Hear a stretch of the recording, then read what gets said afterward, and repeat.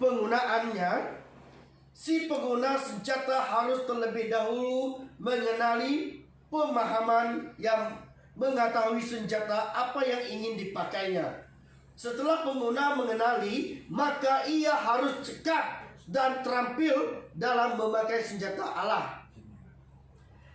Jadi kenakanlah seluruh perlengkapan senjata Allah. Jadi yang pertama yang Tuhan berikan untuk kita, yang Allah berikan untuk kita bagi orang yang percaya kepada Yesus Kristus, saudaraku, pertama adalah kekuatan. Tuhan memberi kita kekuatan. Musuh pasti memiliki, demi memiliki kekuatan datangnya dari Yesus Kristus untuk kita, bukannya dari kekuatan dari secara jasmani, melainkan kekuatan dari rohani. Kekuatan ini dapat diperoleh dari sumbernya. Siapakah sumber kekuatan orang percaya dalam mengadakan pertahanan dan perlawanan terhadap musuh? Adalah sumbernya kekuatan rohani orang percaya berasal dari Yesus Kristus, berasal dari Allah. Jadi Allah memberi kita kekuatan untuk melawan setiap musuh, setiap belenggu-belenggu yang mengikati kita, saudaraku. Jadi dengan itu, marilah kita terus memiliki kekuatan sumbernya dari Tuhan. Dan juga yakin di dalam firman Allah dan kuasa darah Yesus serta di dalam kekuatan kuasanya. Orang yang percaya harus berjuang. Ya, orang percaya harus berjuang. Orang Kristen harus berjuang. Mengapa dalam kebenaran firman Tuhan orang Kristen harus berjuang? Sudah tergenepi dalam kebenaran firman Tuhan untuk melawan musuh. Untuk melawan musuh. Sebab musuh mereka bukan sebarang musuh, saudaraku. Melainkan musuh orang percaya bukan melawan oknum secara fisik atau secara jasmani, bukan juga melawan darah dan daging, melainkan oknum, melawan roh. Roh bertentangan sama dengan roh. Ini yang kita harus sabar dan harus kita perjuangkan diri kita, saudaraku, bahwa Yesus Kristus adalah penolong kita. Jadi dengan ini, roh jahat ini memiliki struktur pemerintahan yakin yang diperintahkan oleh roh si jahat, yaitu tipu muslihat. Yang kedua, pemerintahan, penguasa-penguasa, penghulu-penghulu dunia yang gelap di dalam roh jahat. Jadi banyak hari ini yang menakutkan kita, saudaraku, yang mengentarkan dalam hidup kita adalah apa? Coronavirus, ya, coronavirus yang sungguh menakutkan kita, yang mengentarkan hidup kita, saudaraku, sehingga iman kita mulai goyah, sehingga iman kita mulai bergoncang, saudaraku, sehingga kita tidak dapat keluar dari rumah. Sebab apa? Karena ketakutan oleh coronavirus. Jadi sebagai orang yang percaya, banyak hal-hal yang kita harus laksanakan yang diberikan Allah untuk kita adalah kenakanlah seluruh perlengkapan senjata Allah. Terus kalau kita melihat seterusnya dari perlengkapan senjata Allah, kita membahaskan sedikit dari pemerintahan-pemerintahan, penguasa-penguasa, penghulu-penghulu dunia yang gelap dan roh-roh jahat. Jadi pemerintah, mengapa orang percaya harus melawan pemerintah dan penguasa-penguasa, penghulu-penghulu dunia yang gelap? Sudah ditergenapi dalam kebenaran firman Tuhan. Karena di dalam penyakit sampah coronavirus ini, banyak orang-orang melawan pemerintah. Pemerintah menyuruh kita jangan keluar dari rumah, tetapi masih berdegil, saudaraku. Jadi sebab itu di India, di Rotan, sudah di Rotan mereka melawan polis. Jadi itu sudah melawan perintah-perintah, pemerintah-pemerintah, penguasa-penguasa, ya, sudah melawan apa yang dikatakan oleh Perdana Menteri. Saudaraku, jangan keluar. Sudah katakan jangan keluar, janganlah. Kita diam di dalam rumah, ambil masa berdoa, saudaraku. Ambil masa berdoa. Jangan lepaskan doa kita. Karena doa adalah kunci keselamatan bagi orang yang percaya kepada Yesus Kristus. Jadi saudaraku, setiap orang Kristen memiliki perjuangan untuk melawan musuh. Sebab musuh mereka bukan sebarang. Yang dikatakan bukan sebarang. Musuh orang percaya bukan melawan oknum secara fisik atau secara jasmani. Bukan melawan darah dan daging, melainkan oknum roh, ya, yaitu roh jahat tipu muslihat, pemerintah-pemerintah, penguasa-penguasa, bahkan penghulu-penghulu dunia yang gelap dan roh-roh jahat. Adapun tujuan untuk mengambil seluruh perlengkapan senjata Allah, jadi supaya dapat mengadakan perlawanan pada hari yang jahat, supaya dapat berdiri di dalam kebenaran Allah. Cara pemakaian seluruh perlengkapan senjata Allah, yang pertama adalah pemakaian ikat pinggang kebenaran.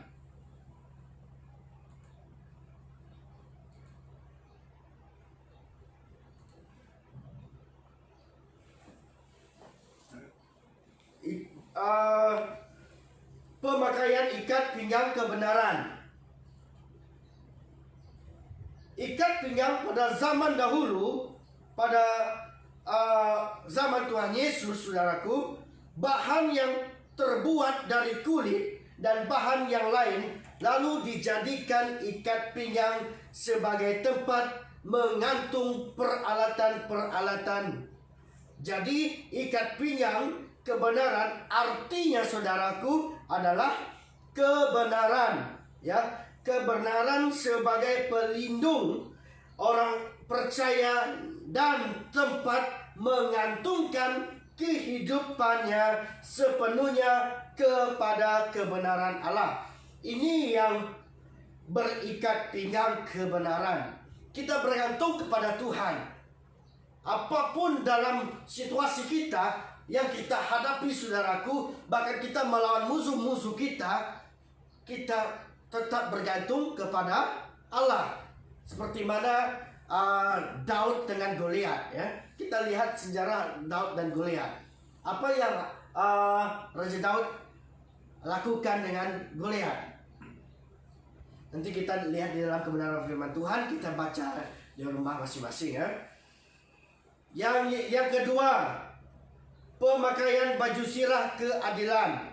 Baju sirah keadilan fungsinya untuk melindungi hal-hal yang berharga, yang menguatkan, yang menyangkut nyawa manusia. Misalnya melindungi leher, jantung, dan paru-paru. Jadi baju sirah keadilan fungsinya untuk melindungi hal-hal penting di dalam diri setiap orang yang percaya, supaya kita tidak terkena oleh jeratan-jeratan penguasa iblis. Bahkan iblis menggunakan kita adalah melalui pikiran kita, minda kita, hati kita juga, saudaraku. Ini yang digunakan oleh iblis. Jadi pakailah baju sirah dan keadilan. Biarlah kita memiliki fungsi untuk melindungi hal-hal penting di dalam diri setiap orang yang percaya adalah, pertama, nyawa dan leher, jantung, dan paru-paru. Ini artinya, saudaraku. Yang ketiga, pemakaian kasut kerelaan untuk memberitakan Injil. Kasut adalah sejenis sandal yang di bagian bawahnya terdapat paku-paku yang membuat semakin sulit untuk bergerak, saudara. Ini arti kasut. Jadi dalam pemberitaan Injil kita harus mengenakan pemakaian kasut kerelaan. Jadi apakah arti kasut kerelaan, saudara? Apakah arti kasut kerelaan? Artinya, saudara, sesulit apapun kita bergerak untuk melangkah, kita harus rela untuk tetap memberitakan Injil Yesus Kristus. Jadi dengan tema kita yang ketiga ini, berdirilah tegap dan tetap berdiri. Mengapa saya mengambil poin yang seperti ini? Berdirilah tegap dan tetap berdiri. Banyak orang Kristen yang berdiri tegap saja, tetapi dia tidak tetap berdiri dengan betul.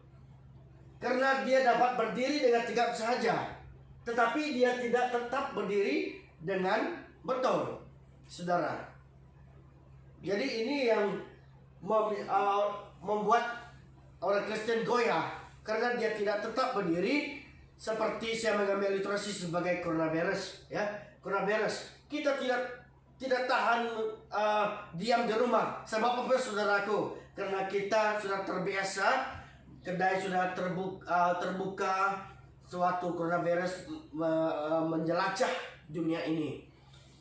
Kita tidak selesa, kita nak berjalan ke kiri dan ke kanan dan kemanapun kita pergi, saudaraku. Kita tidak berdiri dengan tetap, saudaraku. Dan juga kita tidak diri dengan tegak, karena kita goyah mendengar kabar-kabar tentang coronavirus. Coronavirus ini adalah mematikan dan membunuh. Jadi dengan kasut kerelaan, artinya sesulit apapun kita bergerak, saudara, untuk melangkah, kita harus rela, ya, rela tetap memberitakan Injil. Inilah waktu kita memberitakan Injil, kabar tentang Yesus Kristus, kedatangan Yesus Kristus kedua kalinya. Terjadilah pada hari ini. Ini waktunya untuk kita mengabarkan Injil.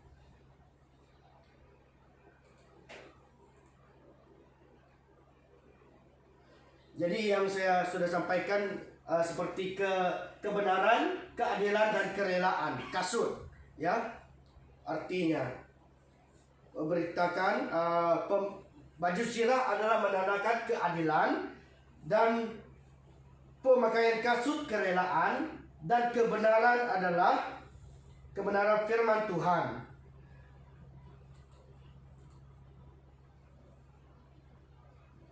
Jadi yang seterusnya, pemakaian perisai iman.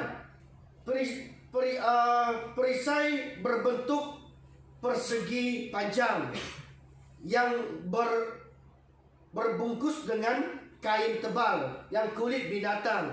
Sebelum masuk ke dalam medan pertempuran, perisai ini direndam di dalam air, sehingga ketika panah api menghujam perisai tersebut, maka panah api itu padam. Jadi dengan cara sama, iman mampu mengalahkan panah-panah dari iblis. Jadi kalau iman kita tidak kuat, saudaraku, jika iman kita selalu goyah, maka kita akan dikalahkan oleh kuasa-kuasa iblis. Jadi saudaraku yang Tuhan kasihi, supaya kita lebih mengenakan perlengkapan senjata Allah, kenakanlah perisai iman, yaitu mampu mengalahkan panah-panah dari iblis. Misalnya panah kebencian, sakit hati, dendam, perselisihan, kekecewaan, dan sebagainya. Ini yang dikalahkan kita. Setiap yang saya katakan, kebencian, sakit hati, dendam, dan perselisihan, ini yang menyebabkan iman kita mulai goyah, saudaraku. Jika iman kita teguh di dalam Tuhan, maka kita dapat memadam api-api si iblis, supaya api-api si iblis ini dipadamkan melalui iman yang kuat di dalam Yesus Kristus. Dan yang kelima, berdoalah setiap waktu di dalam roh. Kalau kita melihat kembali dalam kebenaran firman Tuhan. Thanks. Firman Tuhan.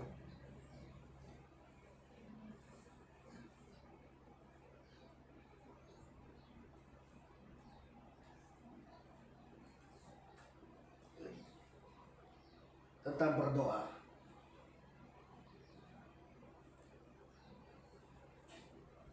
Di dalam segala doa dan permohonan, berdoalah setiap waktu di dalam roh, dan berjaga-jagalah di dalam doamu. Itu dengan permohonan yang tak putus-putusnya untuk segala orang kudus.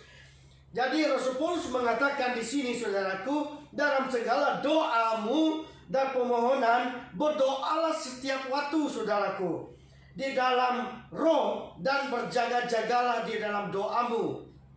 Sebab di dalam doa kita harus melawan si iblis dengan doa. Maka iblis akan goyah. Karena kita bagi orang percaya adalah doa ini adalah kunci keselamatan untuk kita. Karena doa ini adalah kuasa bagi orang yang percaya kepada Yesus Kristus. Jadi janganlah kita putus-putus berdoa. Dia katakan untuk segala orang kudus. Perkataan seperti segala adalah umumnya bagi orang Kristen. Segala juga untuk aku, supaya kepadaku jika aku membuka mulutku dikurniakan perkataan yang benar.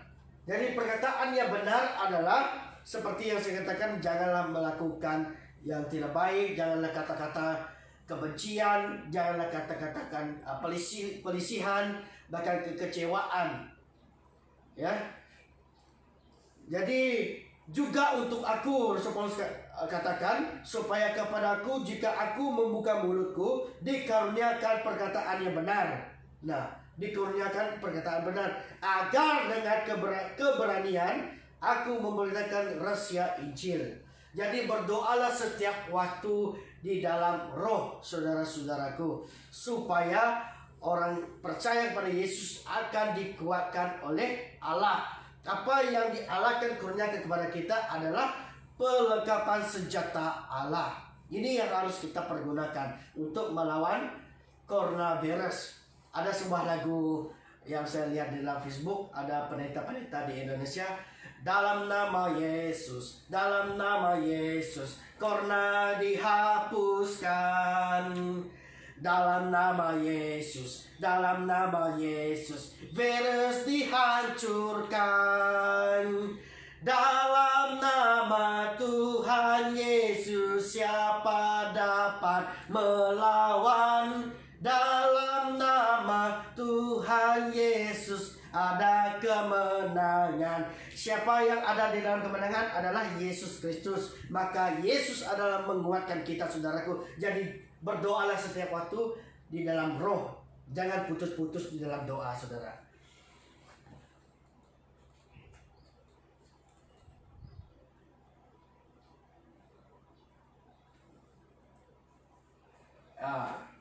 Ini yang saya sudah sentuhkan, dikaruniakan perkataan-perkataan yang benar.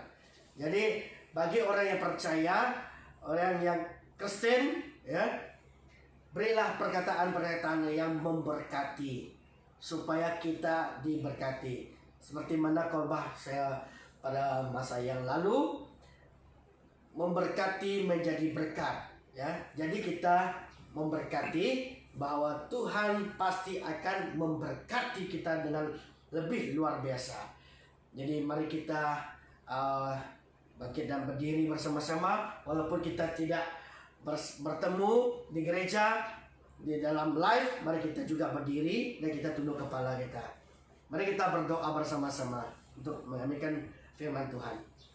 Bapa kami di surga, Bapa yang kami kenal di dalam Yesus Kristus yang menciptakan langit dan bumi serta isinya. Adanya kami di tempat ini, Tuhan Yesus, untuk kami mendengarkan kebenaran firman Tuhan. Sudah beberapa poin yang kami dengar, bahkan yang kami ibaskan, Tuhan Yesus Kristus, yang kami dengan bersama-sama. Biarlah kami memiliki perlengkapan senjata Allah yang diberikan Allah untuk kami, untuk melawan semua iblis-iblis di dunia ini, Tuhan Yesus Kristus, yang menghalangi, yang menghambati kami, yang mengganggu konsentrasi kami, yang mengganggu pikiran kami ya Bapa. Kami thanking dalam nama Yesus supaya setiap perisai-perisai baju zirah bahkan mereka pinggang menghancurkan semua tipu-tipu muslihat iblis, supaya kami dikuatkan oleh Roh Kudus-Mu, supaya iman yang ada pada kami yang percaya kepada Yesus Kristus, kami akan dapat mengalahkan semua pemerintah-pemerintah, penghulu-penghulu dunia, bahkan roh-roh jahat pada hari ini juga Tuhan Yesus Kristus. Kami berdoa di tempat dunia ini untuk kami menumpang untuk sementara ya Bapa. Banyak yang menakutkan kami, yang mematikan manusia dan umat-Mu Tuhan Yesus Kristus, seperti coronavirus yang ada pada hari ini. Kami thanking dalam nama Yesus, Tuhan hapuskan, dalam nama Yesus virus dihancurkan, supaya kami aman damai sejahtera di muka bumi ini Tuhan Yesus Kristus, supaya kami dapat bertemu di dalam rumah-Mu ya Tuhan, supaya kami dapat memuji dan menyembah-Mu dengan luar biasa Tuhan Yesus Kristus. Terpujilah nama-Mu, kebenaran firman Tuhan yang kami dengar bersama. Biarlah firman Tuhan terus mengajar kami, walaupun kami manusia terbatas untuk mengungkapkan semuanya, tetapi kami yakin dan percaya kuasa Allah memberikan kami perlengkapan senjatanya kepada kami hari ini. Kepada jemaat yang mendengar ini juga Tuhan Yesus Kristus, juga Tuhan memberkati, walaupun dalam kesehatan mereka. Kami juga berdoa jika mereka ada sakit penyakit dalam tubuh mereka, kami thanking dalam nama Yesus Elohim, biarlah Tuhan Yesus mengampunkan semuanya. Biarlah kami dikuatkan dengan iman kami yang percaya. Terpujilah nama-Mu, inilah doa kami di dalam nama Yesus Tuhan dan Juru Selamat kami. Haleluya, beri tepuk tangan yang meriah.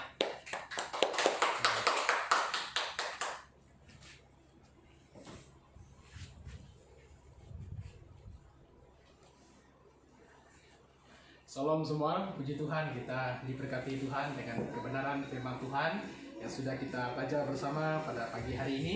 Saya percaya setiap jemaat Tuhan yang sedang menonton dan menyaksikan live streaming kita pada pagi hari ini diberkati Tuhan dengan kebenaran firman Tuhan. Saya ulang sekali lagi, jangan lupa memberi persembahan Anda.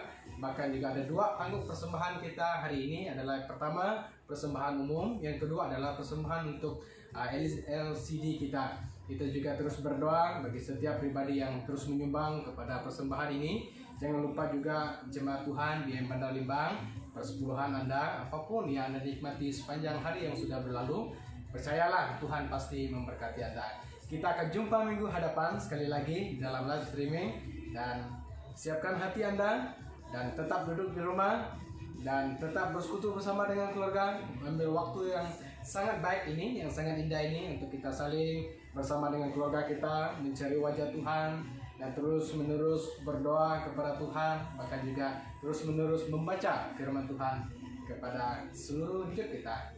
Tuhan pasti memberkati kita semua. Tuhan Yesus memberkati. Amin. Kita jumpa lagi. Bye.